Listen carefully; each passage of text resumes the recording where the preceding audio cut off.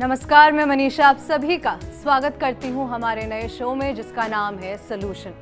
जी हाँ दोस्तों, आजकल जहां देखो वहां सिर्फ प्रॉब्लम्स ही प्रॉब्लम्स हैं और एक प्रॉब्लम के अनेकों सॉल्यूशंस हैं। लेकिन कौन सा सॉल्यूशन आपके लिए ज्यादा इफेक्टिव और कारगर है, ये जानना भी बहुत ज्यादा जरूरी है। इसीलिए हम लेकर के आए हैं आप सभी के लिए हमारा ये नया शो सॉल्यूशन।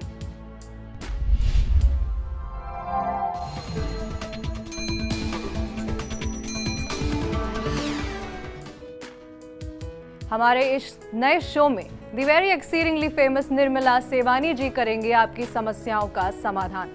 सबसे पहले निर्मला जी, आपका बहुत बहुत स्वागत है हमारे शो में। नमस्कार। आज हम बात करने वाले हैं स्टूडेंट्स की सबसे बड़ी प्रॉब्लम की। अक्सर छात्र इस कश्मकश में रहते हैं कि वो कौन सा सब्जेक्ट चुने जिससे उन्हें करियर के लिए बेहतर अवसर मिल सके, उनका करियर आगे बढ़ता चला जाए। कई बार छात्र बिना सोचे समझे सब्जेक्ट चूज कर लेते हैं और उसके बाद फिर उन्हें पछताना पड़ जाता है, जिससे कि आगे चलकर आपको पछताना ना पड़े। इसीलिए समय पर सही सलाह लेना बहुत ज्यादा जरूरी है। अगर आपके मन में भी ऐसे ही आपको करियर के लेकर के कोई उलझने हैं या आपके मन में कोई सवाल है, तो आप निर्मला जी से बात कर सकते हैं, जो कि आपके करियर से रिलेटेड सभी परेशानियों और मुश्किलों को निकालने का हल करेंगी, उनकी कोशिश करेंगी। आप हमें कॉल कर सकते हैं, हमारा नंबर टीवी स्क्रीन पर आपके लिए फ्लैश हो रहा है। जल्दी से हमें कॉल कीजिए, हमें आपके सवालों का इंतजार है और निर्मला जी को भी उनका जवाब देने का बेहद इंतजार है।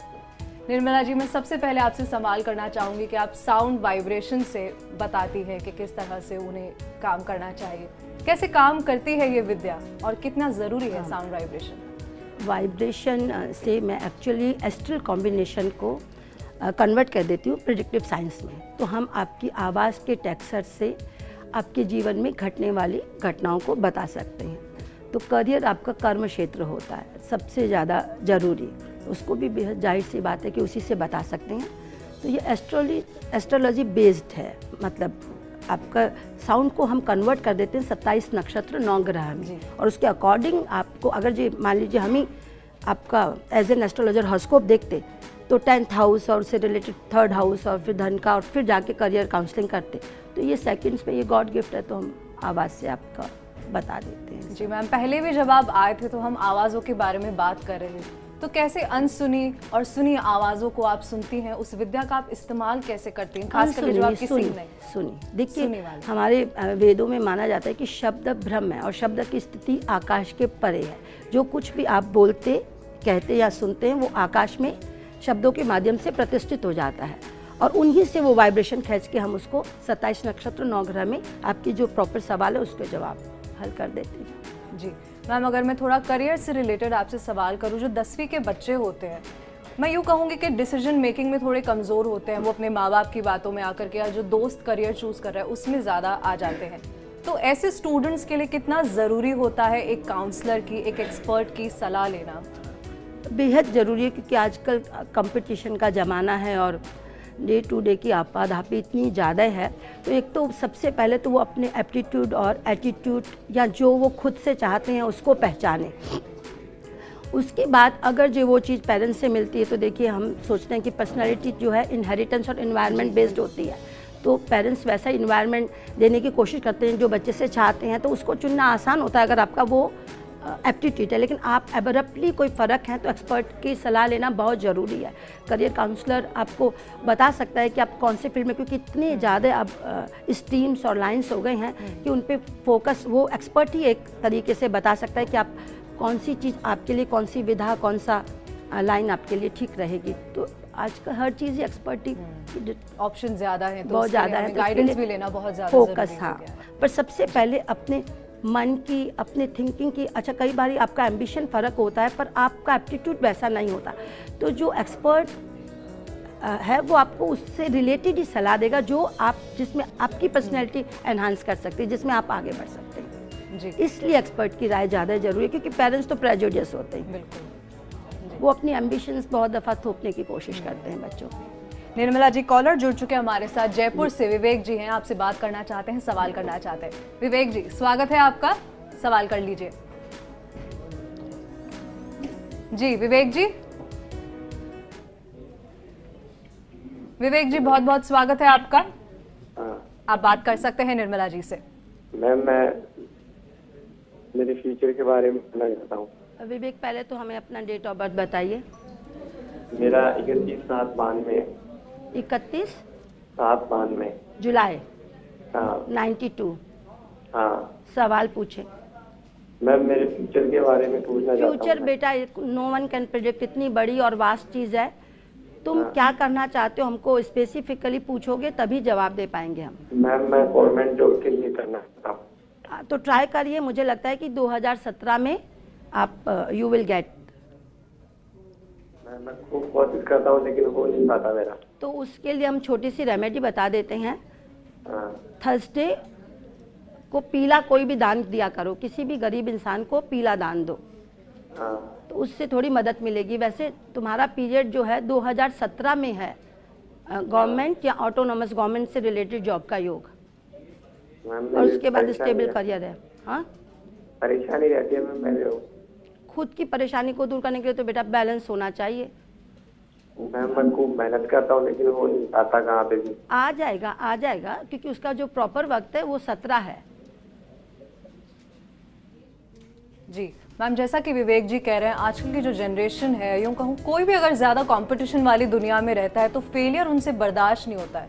जितनी भी कोशिशें करें हमें डीमोटिवेट करने वाले लोग ज़्यादा मिलते हैं। तो ऐसा कोई खास मंत्रा है जिससे हम अपने आप को मोटिवेटेड फील कर सकते हैं हम खुद में? बहुत ऐसे Confidence जाहिर ला सी बात है, बहुत मंत्र है, लेकिन जो आपको शांति देते हैं, जैसे कि गायत्री मंत्र होता है वो आपको शांत रखता है।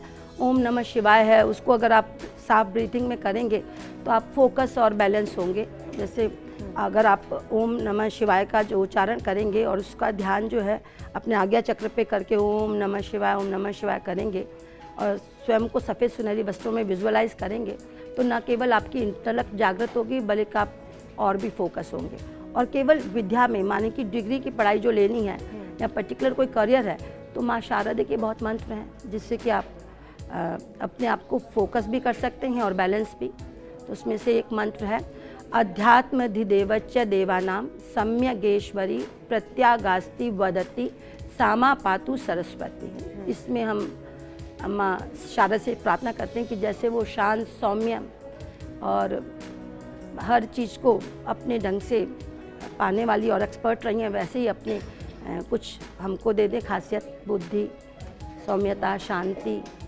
तो अगर हमें किसी भी तरह का फोकस या मोटिवेशन चाहिए तो हमें बाहर न ढूंढने के बजाय हमारे अंदर ढूंढनी है। वो हमारा जो मंत्र उच्चारण है वो भी हमें मोटिवेट कर सकता है। हाँ, क्योंकि मंत्र तो आप देखिए कि ऐसे शब्दों का गुच्छा होता है जो कि मंत्रो मननात, जिसे बार बार रिपीट करने से आप उस संकल्प की प्राप्ति करते हैं जो कि आप लेके बैठे हैं। जी जाहिर से। जी निर्मला जी, बीकानेर से जोगेंद्र जी हमारे साथ जुड़ चुके हैं, आपसे बात करेंगे। जी जोगेंद्र जी, स्वागत है आपका। बात कीजिए निर्मला जी से। हेलो, नमस्ते मैम। नमस्ते जोगेंद्र, हमको अपना डेट ऑफ बर्थ बताओ पहले। 25/10/1990 मैम। 25/10/1990। ठीक है, सवाल पूछे। अक्टूबर। मैम, अभी मैंने जस्ट बिजनेस स्टार्ट किया था कपड़ों से रिलेटेड का, तो उसके बारे में जानना था मैम कि क्या है, रहेगा, चलेगा, नहीं चलेगा। मैं बहुत प्रॉब्लम्स में चल रहा हूँ। इस समय तो स्ट्रगल है बेटा, इस समय तो तुम नहीं कोप अप कर पा रहे हो, लेकिन मुझे लगता है कि इसी में जो टाइप ऑफ बिजनेस है वो तुमको सूट करता है मरकरी से रिलेटेड। तो धागे बेचने से लेके और रेडीमेड गारमेंट तक किसी भी लाइन में कपड़े की या फैब्रिक की जुड़ोगे तो कामयाब जाओगे। थोड़ा सा वेट करना चाहिए, मुझे लगता है कि अक्टूबर ऑनवर्ड तुम जम जाओगे। अक्टूबर से ठीक रहेगा। अक्टूबर से ठीक पा रहता है। हाँ, तो उस पर ध्यान दो थोड़ा, है ना? तो उसको थोड़ा सा मॉडिफिकेशन की ज़रूरत है। ओके, इसको रनिंग में रखना चाहिए। मैं इसको क्लोज करने का सोच रहा हूँ, मुझे इसको रनिंग में रखना नहीं, चाहिए। मुझे लगता है कि बहुत जल्दबाजी होगी, बहुत जल्दबाजी होगी। उसको वाइंड अप करना, उसको वाइंड अप करना। हाँ, क्योंकि तुमको टाइप ऑफ वर्क सूट करता है। पीरियड ठीक नहीं चल रहा है, पीरियड हालांकि टफ है 2-1 बरस और, लेकिन मुझे लगता है कि अक्टूबर से घटनाएं तुम्हारे ग्रिप में आ जाएंगी। तुमको लगेगा कि हाँ, मैं अपने ढंग से मॉडिफाई कर सकता हूँ घटनाओं को, चीज़ों को। ओके।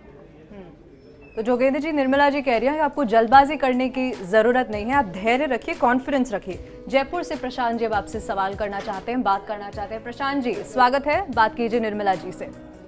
नमस्कार निर्मला जी। नमस्कार प्रशांत, हमको महीने सहित डेट ऑफ बर्थ बताओ। महीना को हिंदी में प्रोनाउंस करो। डेट ऑफ बर्थ है 31 मई 1994। हाँ, सवाल पूछो। मैम मैं जर्नलिज्म कर रहा हूँ, क्या आगे मैं इसमें सक्सेस हो पाऊंगा? बहुत ज़्यादा, बहुत ज़्यादा।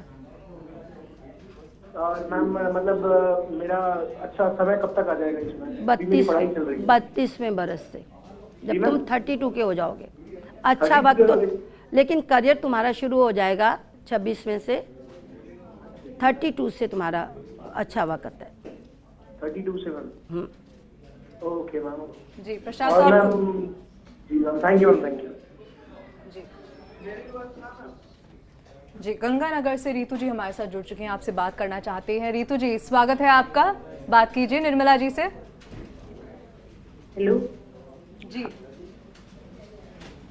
ऋतु, अपना जन्म तारीख बताओ। 2 Feb 1977। 16 फेब 2 Feb 2 फरवरी 2 फरवरी 1977। ठीक, पूछिए। Now you can ask. See, I want to ask that now I want to go in administrative post. I can't hear बेटा, साफ बात करो, थोड़ा सा हाँ। साफ पूछो। ठीक है, मैं प्रशासनिक सेवा में जाना चाहती हूँ। प्रशासनिक सेवा में जाना चाहती हैं, 2 दफ़ा आप अनसक्सेस हो गई हैं। हाँ लेकिन दो दफ़ा आप साफ हैं, 2 दफ़ा 2 दफ़ा। ऋतु जी आप सबसे पहले अपनी टीवी का वॉल्यूम धीमे कर लीजिए ठीक है, और ठीक है, फिर ठीक आप हमसे हाँ, डायरेक्टली फोन पे बात ठीक है, कीजिए ठीक है, प्लीज। ठीक है। जी सॉरी। ऋतु, जी अपना सवाल दोहरा दीजिए आप। नहीं मैं समझ गई, तुम इंडियन एडमिनिस्ट्रेटिव सर्विसेज में जाना चाहती हो। हाँ मैं टीचिंग लाइन में हूँ, मैं उसमें जाना चाहती हूँ, लेकिन मेरा कुछ दो दफ़ा तुम फेलियर हो गया, हाँ हाँ तो अब तुम ट्राई करो। इस दफ़ा मुझे लगता है कि मेंस तक तो चले जाओगे, अच्छा और नहीं तो फिर किसी दिन मेरे पास आके मिलोगी तो मैं उसका रेमेडी बताऊंगी। है तो सही, पर मुझे लगता है कि स्टेट या एलिट्स में जाओगी पीछे की लाइन में, या फिर स्टेट गवर्नमेंट के जो होते हैं। गवर्नमेंट जॉब में जा सकती हूँ? गवर्नमेंट पे तो 100% है। गवर्नमेंट जॉब में जा सकती हूँ? हाँ, इनफैक्ट अकेडमिक करियर होना चाहिए तुम्हारे पास, लेक्चरशिप होनी चाहिए थी। हाँ हाँ ठीक है, ओके। जी ऋतु जी और कोई सवाल आप पूछना चाह रही हैं? बस यही गवर्नमेंट जॉब में, क्योंकि मुझे लग रहा है एज हो रही है, मैं उसमें नहीं जा सकती, लेकिन गवर्नमेंट जॉब में जाऊंगी तो एज रिलैक्सेशन मिल जाएगा मुझे। जा पाएंगी, 100% जाएंगी, पर हो सकता है कि वो एडमिनिस्ट्रेटिव ना होके एकेडमिक हो। जी चलिए, धन्यवाद ऋतु जी बात करने के लिए। नागौर से हमारे साथ निरंजन जी जुड़ चुके हैं, आपसे बात करेंगे। निरंजन जी स्वागत है, बात कर लीजिए निर्मला जी से। Good afternoon ma'am. Good afternoon ma'am, मेरी डेट ऑफ बर्थ 27 अगस्त 1982 है, और मुझे जानना है मेरे करियर के लिए कौन सा वे ज़्यादा सही रहेगा, जयपुर ठीक है या out of Jaipur? Out of Jaipur destined है बेटा, तुम आउट ऑफ जयपुर जाओगे थोड़े दिनों में ही। ओके, और करियर पाथ क्या रहने वाला है मैम? मार्केटिंग से related. Okay, thank you ma'am. जी और कोई सवाल निरंजन जी? बस ये कॉल यहीं तक। दर्शकों यहाँ एक छोटे से ब्रेक के लिए रुकेंगे, लेकिन अगर आप भी निर्मला जी से अपने करियर से रिलेटेड कोई सवाल करना चाहते हैं तो हमारी फोन लाइंस आपके लिए खुली हैं, लगातार हम कॉल्स ले रहे हैं, हमें कॉल कीजिए। लेकिन यहाँ रुकेंगे छोटे से ब्रेक के लिए, कहीं मत जाइएगा।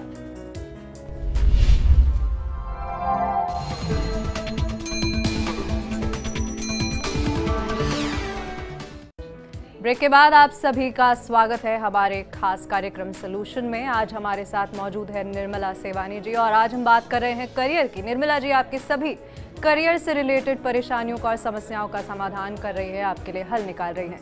निर्मला जी यहीं पे कॉलर जुड़ चुके हैं हमारे साथ, झालावाड़ से जगदीश जी आपसे बात करना चाहते हैं। जगदीश जी स्वागत है आपका, बात कीजिए निर्मला जी से। हाँ मैडम नमस्ते। नमस्कार। मेरे 2 बच्चे हैं, ट्विंस हैं, एक तो दीपेंद्र सिंह है और एक ज्योति चौहान है। एक बेटा है, एक बेटी है। हाँ, एक बेटा और एक बेटी जी। है। 14 दिसंबर 1994 शाम को 4:30 बजे, जन्म स्थान झालावाड़। एक तो बच्चा पढ़ेगा और एक पढ़ेगा ही नहीं। दोनों ही पढ़ रहे हैं, लेकिन एक बच्चा गुस्सा बहुत करता है। हाँ, पर जो बच्चा है हमको लगता है वो तो नहीं बहुत आगे जा पाएगा पढ़ाई में, लेकिन लड़की बहुत शार्प है, वो आगे जाएगी। मतलब बच्चा इतना गुस्सा करता है कि बहुत ज्यादा एरोगेंट है। हाँ, परेशानी में डाल रखा हूँ। हाँ हाँ, तो उसके लिए उसको एक तो माँ शारदे को हाथ जुड़वाया करिए, थोड़े सफ़ेद फूल उनके चरणों में अर्पित करके, और थोड़ा सा उसको, मुझे लगता है कि काउंसलिंग की बहुत अच्छे से ज़रूरत है, क्योंकि वो टेम्पर वाइज बहुत रिबेलियस है, बहुत ज़्यादा कोई चीज़ों को नहीं मानता, क्योंकि उसकी परेशानी है। तो मुझे लगता है कि आपको किसी अच्छे पर्सनल काउंसलर के पास जाके, टाइम आधा घंटा लगेगा उसको काउंसिल करने में, इतना आसान बात नहीं है। बेटी तो आपकी ठीक है, क्योंकि वो सबकॉन्शियसली डिप्रेशन में भी है और कंपेयर करता है बहुत चीज़ों को, तो शुरुआत हो गई, तो उसको अच्छे ढंग से काउंसिल कराइए। दूसरे छोटा सा मैं उपाय बता देती हूँ। एक तो माँ शारदे को सफ़ेद फूल चढ़ाए, और एक उसको केला और सफ़ेद वस्तुओं का जो मीठी होती है उनका सेवन ज़्यादा करे। वो खाएगा तो थोड़ा सा ठीक रहेगा, थोड़ा सात्विक बुद्धि आएगी। और उसकी मदर भी एक्सपायर हो चुकी है, फिर भी वो समझ नहीं पा रहा है। और बहुत परेशानी में डाल रखा है मुझे। वैसे पढ़ाई में है उसका दिमाग, लेकिन नहीं शार्प है, लेकिन वो पढ़ेगा नहीं हुक्म ज़्यादा, वो काम करेगा आगे चल के और थोड़ा लेट सेटल होगा। जी जगदीश जी, और कोई सवाल पूछना चाह रहे हैं आप? हाँ, देखो मोबाइल ज्यादा यूज करता है, मोबाइल फोन ज्यादा यूज करते हैं। तो आप स्ट्रिक्ट पेरेंट्स बनिए सर, मैं तो उसमें क्या कर सकती हूँ। आप मत दीजिए उससे मोबाइल, पर एकदम से तो उसको छीन नहीं सकते, क्योंकि वो हर चीज़ को अदरवाइज लेता है। तो आप प्यार से ही उसको हैंडल करें, थोड़ा सा उसको लॉजिकली समझाइए। जी मैम, अक्सर ये होता है कि हम सभी बड़े बड़े सपने देखते हैं, लेकिन कहीं ना कहीं हमारा जो गुस्सा होता है, एरोगेंस होता है, हमारे करियर के आड़े आ जाता है। तो क्या एरोगेंस कम करने का भी कोई तरीका मेडिटेशन, बहुत तरीके हैं। कोई भी प्रार्थना, प्रेयर, जी प्रेयर जो होती है उसमें आप अपने आप को सरेंडर करते हैं प्रभु के आगे, तो उसी समय आप नम हो जाते हैं। जी, और खुश रहना, हंसना, क्योंकि जो हम चाहें वो तो सबको सब नहीं मिलता, लेकिन जो भगवान दे और उसको हम चाहने लग जाएं तो इससे सुंदर कोई सोच ही नहीं। जी, और कोई टिप्स मैम अगर हम कहीं गुस्से के बारे में, क्योंकि आजकल जहाँ देखो वहाँ सिर्फ गुस्सा ही गुस्सा है, कुछ बात नहीं भी होती उसके बावजूद हम गुस्सा करने तो जब आपको क्रोध आता है, मेडिटेशन तो करना भी थोड़ा मुश्किल सा है। नहीं, बहुत आसान है। मेडिटेशन तो आप किसी भी समय कर सकते हैं, बहुत ही आसान है। मेडिटेशन की टेक्निक सरल वाली अपना लीजिए जी। और मेडिटेशन आजकल के ज़माने में ही ज़्यादा ज़रूरत है, क्योंकि पहले समय में तो आप काम को ही मेडिटेट होकर करते थे। आजकल आप काम को काम समझ के करते ही नहीं हैं, काम को अपनी एम्बिशन समझ के करते हैं, उसमें आप भटक जाते हैं। जी, तो भाई देखिए, क्रोध आता है तो आप सबसे पहले क्रोध पे होने वाले उसके बाद जो परिणाम होंगे, जरा सा भी उस पर सोचने शुरू करेंगे तो आपकी प्रैक्टिस में आ जाएगा, आप गुस्सा करना खत्म कर देंगे। तो अगर आपको लग रहा है कि आप अपने करियर से सिर्फ अपने गुस्से की वजह से भटक रहे हैं, तो आपको सबसे पहले उस गुस्से का जो कॉन्सिक्वेंस है उसके बारे में सोचना है, तब शायद आप अपने करियर के ऊपर फोकस कर पाएंगे। मैम हमारे रिपोर्टर हैं, उन्होंने स्टूडेंट से बात की थी, उनके भी काफ़ी सवाल हैं आपके लिए। जी आइए देखते हैं। My name is Bhavna, I am student of Rajasthan university. मैं यूनिवर्सिटी से पीजी की स्टूडेंट हूँ और मैंने पीजी अभी कंप्लीट किया ही है। इसके बाद मैं एमएड के लिए मैंने आगे एप्लीकेशन फॉर्म लगाया है कि मैं एमएड करूँ, लेकिन मुझे अभी बीएड के बाद में टीचिंग में जाना है और मुझे ये प्रोसेस भी पता है कि टीचिंग में जाने के लिए क्या करना है क्या नहीं। लेकिन इस ज़माने में कंपटीशन इतना टफ हो गया है कि मतलब उसके अंदर स्टूडेंट्सों को स्ट्रगल करना बहुत ज़्यादा वो टफ हो रहा है। इसके लिए मुझे आगे कैरियर से रिलेटेड कुछ बात आपसे पूछनी है कि इसमें इस कंपटीशन में क्या आगे हम इस तरह से तैयारी करेंगे अपने एम को। जी निर्मला जी, शांत रह के पढ़िए। वैसे तो तुम डेस्टाइन्ड हो, तुम्हारा एकेडमिक करियर है, टीचर बनोगी ही तुम, और मेरे ख्याल से उससे रिलेटेड एमएड भी बहुत अच्छे नंबरों से पास कर लोगी। अपने आप में तुम तो मुझे लगता है फोकस लड़की हो, बहुत फोकस होके पढ़ती हो, शुरू से पढ़ती आई हो और इन टाइम तुम्हारा करियर शुरू भी हो जाएगा। इनफैक्ट मुझे तो लगता है एमएड तो है ही, उसके आगे भी तुम पढ़ोगी और काफ़ी बड़ी पोस्ट पे, काफ़ी अच्छी एस्टेब्लिशमेंट है तुम्हारे एकेडमिक करियर में।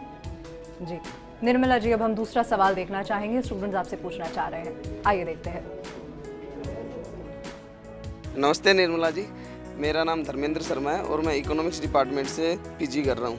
तो मेरा क्वेश्चन ये है कि मतलब अब जो मैं पीजी कर रहा हूँ इसमें आगे जाके मेरे करियर में क्या होगा, जो पीजी कर रहा हूँ ये मेरे लिए कहाँ तक बेनिफिशियल है, और या फिर मैं एक बिजनेस भी स्टार्ट करना चाहता हूँ। तो बिजनेस करने के लिए मेरे मतलब करियर में कौन सा टाइम ऐसा आएगा जिसमें मैं खुद का बिजनेस स्टार्ट कर सकूँ, या फिर अभी स्टडी करूँ या बिजनेस स्टार्ट करूँ? शुरुआती में तो हमको लगता है आप नौकरी करेंगे, उसके बाद जब 29 साल में हम, मुझे लगता है किसी पार्टनर के साथ पार्टनरशिप में बिजनेस डालेंगे, और कुछ इंस्टीट्यूशनल बिजनेस ही होगा जो पढ़ाई लिखाई से रिलेटेड ही होगा।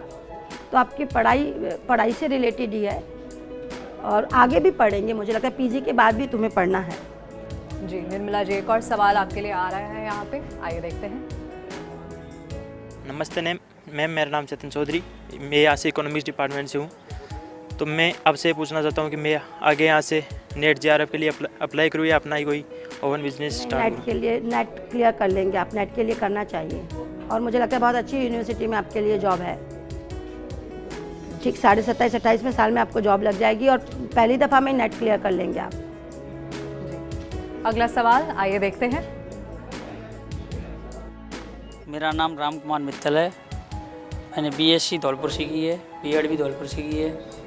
अब मैं आगे आना चाहता हूँ करियर के बारे में। क्या करना चाहते हैं आप? इतना यही है, करियर के बारे में जानना चाहता हूँ, और मुझे लगता है कि वो बिजनेस में सेटल होगा। बिजनेस करेंगे। ओके, आइए अगला सवाल देख लेते हैं, आखिरी है। मेरा नाम शुभम है, मैं भवानी निकेतन से बीएससी कर रहा हूँ, और मैं बीएससी कर रहा हूँ। बीएससी में मेरे क्या स्कोप है? अगर मैं और कोई सब्जेक्ट लेता तो शायद और कुछ कर पाता है, या बीएससी सही है मेरे लिए? नहीं, हमको लगता है बीएससी सही नहीं है। अब जब कर लिया है तो फिर उससे रिलेटेड करके फिर कोई फार्मा कोर्स करिए, ताकि आप अपना करियर दवाइयों में बना सकें। पर बीएससी आपके लिए था नहीं। मुझे लगता है आप बिज़नेस करेंगे, और वो किसी ज़रूरत यूटिलिटी की चीज़ों का करेंगे आगे चल के। जी, अक्सर कई बार ऐसा होता है जब हम किसी सब्जेक्ट में इंटरेस्ट नहीं होता है, फिर भी पेरेंटल प्रेशर या किसी ना किसी वजह से हम कर ही लेते हैं, वो उस चीज़ हमारे हाथ में भी नहीं रहती है। निर्मला जी, हम क्लोजिंग करना चाहेंगे, लेकिन उससे पहले मैं चाहती हूँ कि आप हमारे ऑडियंस के लिए, स्टूडेंट्स के लिए कॉन्सेंट्रेशन बढ़ाने के लिए, कॉन्सेंट्रेशन पावर बढ़ाने के लिए कोई मंत्र बता दें। बहुत छोटा मंत्र है, ओम एम नमः। ओम जो है सृष्टि बीज है, और एम बुद्धि बीज है, और नमन माने हम माँ शारदे को, जो कि बुद्धि की दात्री हैं, उनको बार बार नमन करते हैं। तो ओम एम नमः, ओम एम नमः अगर कोई एक माला, या जिसके पास टाइम है 5 माला करता है, तो उसकी इंटेलेक्ट भी जागृत रहेगी, और वो खुद पर्सनैलिटी में भी डिसीजन मेकिंग भी होगा, बैलेंस भी रह पाएगा। बहुत सुंदर मंत्र है, और उसका विस्तार तो मैंने बताया था कि अध्यात्मधिदेवच देवानाम सम्यगेश्वरी प्रत्यागास्ति वदति सामा पातु सरस्वती। जी दर्शकों, आज के लिए इतना ही, लेकिन अगर आज आप हमें कॉल नहीं कर पाए हैं या आज हम आपसे बात नहीं कर पाए हैं, तो निर्मला जी हमारे साथ कल भी यहीं मौजूद रहेंगी आपके हर करियर से रिलेटेड सवालों का जवाब देने के लिए। कल भी कॉल कीजिएगा। निर्मला जी, बहुत बहुत धन्यवाद आपका। बहुत बहुत शुक्रिया जी। कल मिलेंगे आपसे निर्मला मैम के साथ फिर से। दीजिए इजाज़त, नमस्कार।